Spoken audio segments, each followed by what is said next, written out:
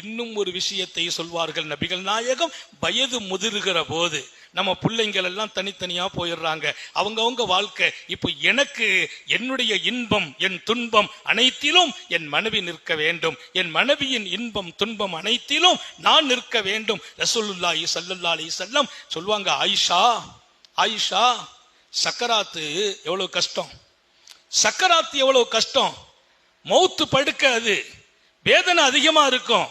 ஆயிஷா, உங்களை சொர்க்கத்திலும் அல்லாஹ் எனக்கு மனைவி என்று சொன்னான், அதை நான் நினைத்தால் என் சக்கராத்து கூட லேசாக இருக்கிறது என்றார்கள்.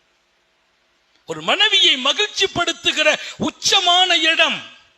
பெருமானார் ஒரு நல்ல நேர்மை மிக்க மனிதர்.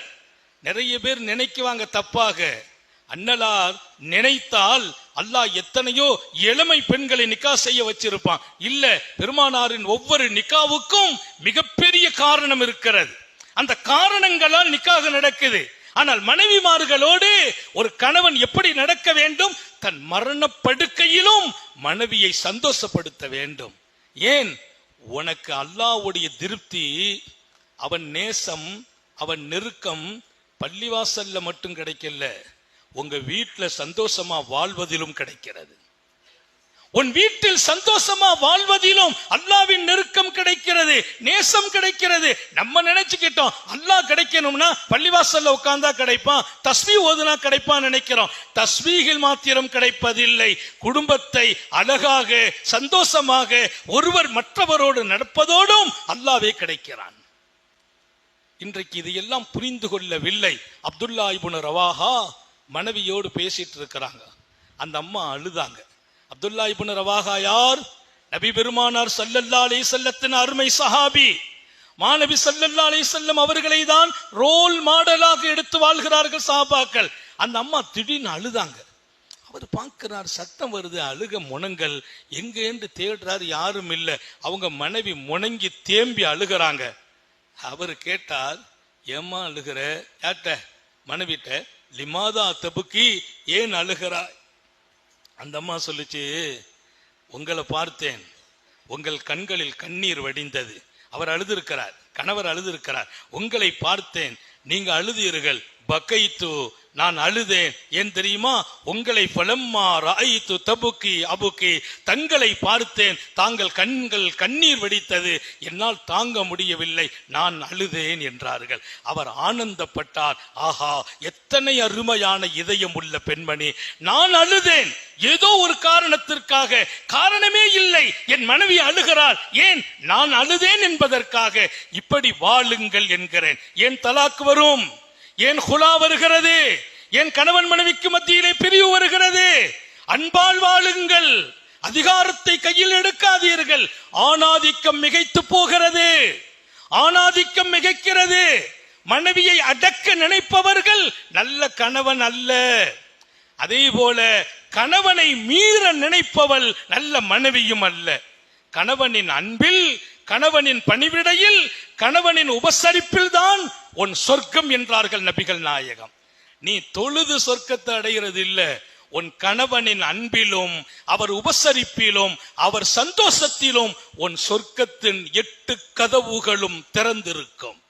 தாய்மார்களுக்கு சொல்கிறேன், சொவனத்தின் 8 வாசல்கள், 8 வாசலும் உனக்காக திறக்கப்படும். நீ தொழுததற்காக அல்ல, நீ நோன்பு நோற்றதற்காக அல்ல, உன் கணவனை சந்தோஷப்படுத்தியதற்காக, உன் கணவனை திருப்திப்படுத்தியதற்காக, உன் கணவனின் மகிழ்ச்சியை நீ கொடுத்ததற்காக உன் சொர்க்கத்தின் 8 கதவுகளும் திறந்திருக்கும் என்கிறார்கள் நபிகள் நாயகம்.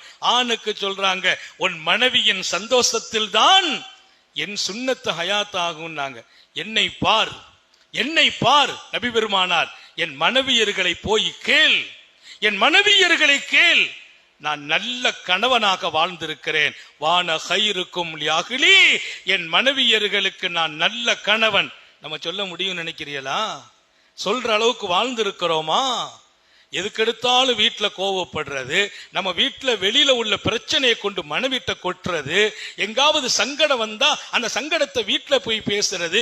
வீட்டுக்குள்ளே ஒரு புருஷனாக நுழையுங்கள், விவகாரத்திற்குரியவங்களா நுழையக்கூடாது. நமக்கு 1000 மதிப்பு இருக்கும், நம்ம ஒரு பெரிய அதிபரா இருக்கலாம், அரசாங்க அலுவலகத்தில் இருக்கலாம், ஒரு பெரிய நாட்டினுடைய பதவியில் இருக்கலாம். நல்லா கவனிச்சுக்கங்க. வீட்டுக்கு வரும்போது வாசல்ல தான் காலணியை கலட்டணும். வாசல்ல தான் காலணியை கலட்டிட்டு வீட்டுக்குள்ள வரணும். காலணியை மட்டும் கலட்டக்கூடாது. உனக்கு இருக்கிற மதிப்பு, பதவி, பட்டம் எல்லாத்தையும் அங்க கலட்டிட்டு ஒரு நல்ல புருஷனாக உள்ளவா, ஒரு நல்ல தந்தையாக உள்ளேவா. வீட்டுல மனைவிட்ட வந்து நான் யாரு தெரியுமா, என் பதவி என்ன, அந்தஸ்து என்ன, அப்படி நினைப்பவன் நல்ல வாழ்க்கையை அமைக்கவே முடியாது. ஒரு நல்ல தந்தையாக, நல்ல கணவனாக உனக்கு இருக்கிற மதிப்பு, பதவி எல்லாம் அவங்க சொல்லணும். என் கணவர மாதிரிலாம் யாரும் இல்லை அப்படின்னு உன் மனைவி சொல்ல வேண்டும் என்றார்கள் நபிகள் நாயகம் ஸல்லல்லாஹு அலைஹி வஸல்லம். எனவே அன்பு நிறைந்த வாழ்க்கையாக இந்த வாழ்க்கையாக்குங்கள். உங்களுக்கு வயசு 60 ஆகலாம், 70 ஆகலாம். இப்பவும் சொல்கிறேன், மனைவியை சந்தோஷப்படுத்துங்கள். அவங்களை சந்தோஷப்படுத்துறதுக்கு வார்த்தைகள் உண்டா, யூஸ் பண்ணுங்க. பணம் உண்டா, கொடுத்து பாருங்கள். உங்களை மனைவி திருப்திப்படும் இடத்தில் ஆக்க முடியும். அவர்களுக்கு சொல்லுங்கள். நீங்க ஒண்ணு அவங்கள்ட்ட போய் அன்பை கேட்க வேண்டாம். நீங்க அன்பு காட்டினால் அன்பு கிடைக்கும். அன்பு கேட்டு பெறுவதல்ல, அன்பு கேட்டு பெறுவதல்ல, மரியாதை கேட்டு பெறுவதல்ல, கொடுத்து பெறுவது. அன்பை கொடுங்கள், அன்பு தருவார்கள். மரியாதை கொடுங்கள், மரியாதை தருவார்கள். மனைவியை மரியாதை இல்லாமல் நடத்தும் கணவன் நல்ல கணவன் அல்ல என்றார்கள். மனைவியை மரியாதை இல்லாமல் நடத்துற கணவன், மனைவினா ஏதாவது மாதிரியா பேசுறது, அப்படி பேசுறது, ஆடு மாடு மாதிரி பேசுறது, யாரோ மூணாவது ஒரு ஆள மாதிரி பேசுறது இல்லை. மனைவியை மதிக்க வேண்டும், மனைவியின் மீது அன்பு காட்ட வேண்டும், மனைவியை மகிழ்ச்சிப்படுத்த வேண்டும், அவர்களின் இன்பத்தில் பங்கெடுக்க வேண்டும், துன்பத்தில் பங்கெடுக்க வேண்டும். நம்மோடும் அவர்கள் அப்படி நடப்பார்கள். தலாக் வருமா? வராது. குலா வருமா? வராது. ஃபஸ்ட் வருமா? வராது. ஒண்ணுமே வராது. வாழ்வார்கள். எப்படி? சொர்க்கத்திலும் சேர்ந்து வாழ்வார்கள். அல்லாஹ் தௌஃபீக் செய்வானாக. அத்தகைய வாழ்க்கை எந்த குடும்பத்தில் இல்லையோ, பொஞ்சாரிய போய் சண்டை போடாதீங்க. நீங்கள் மாறுங்கள். நீ நல்ல புருஷனாக மாறு, அவள் நல்ல மனைவியாக மாறுவாள். நீ விட்டு கொடு, அவள் விட்டு கொடுப்பாள். நீ அன்பை கொடு, அவள் அன்பை மழையாகவே பொழிவாள். நீ அன்பு கொடு, அவள் அன்பை மழையாகவே பொழிவாள். அவள் செய்தால் நான் செய்வேன் என்றால் நீ நல்ல கணவன் அல்ல. ஏன்? யாரு இறங்கி போகணும்னு கேட்டதற்கு இறங்கி போக வேண்டியவன் கணவன் தான் என்றார்கள். மனைவி இறங்கி போக முடியாது. பலகீனமானவங்க, அறிவு கம்மியானவங்க, நீங்க இறங்கி போங்க, அவங்க தாராளமாக இறங்கி வருவார்கள். அப்படி ஒரு வாழ்க்கையை தேர்ந்தெடுப்போம். குடும்ப வாழ்க்கையை பாதுகாப்போம். எமது இல்லறம் நமது வீட்டின் சந்தோஷம். ஒரு பிள்ளைய கல்யாணம் முடிச்சு கொடுக்கறதுக்கு தாய் தோபம் படுற கஷ்டம், தியாகம் எவ்வளவு பெரியது. ஈஸியா தலாக், ஈஸியா குலா. அடுத்து ஒரு நாப்பளை தேடன்னா என்ன கஷ்டம், அடுத்து ஒரு பெண்ணை பார்க்கணும்னா என்ன கஷ்டம். எதையுமே புரியறது இல்ல.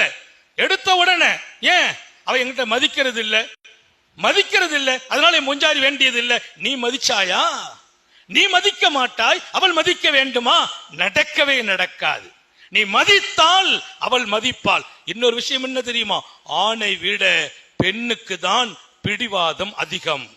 ஆணை விட பெண்ணுக்கு தான் பிடிவாதம் அதிகம். நீ பேச மாட்டேன்னு சொல்லிட்டு வந்துருவ, நைட்டு வரைக்கும் உன்னால இருக்க முடியாது. எப்படியாவது பேசணுமே. அவ பேச மாட்டேன்னு சொன்னா வைங்க, 1 மாசம் பேசாம இருந்துருவா. ஏன்? அவள் பிடிவாதம் அதிகம் உள்ளவள். இறங்கி போக வேண்டும் ஆண்கள் என்கிறார்கள். எல்லாம் அல்ல அல்லாஹ் இனிமையான, அழகான, மங்களமான, மகிழ்ச்சியான குடும்ப வாழ்க்கை நமக்கும் நம்ம பிள்ளைங்க பேரன் பேத்திகளுக்கும் அல்லாஹ் நசீபாக்குவானாக.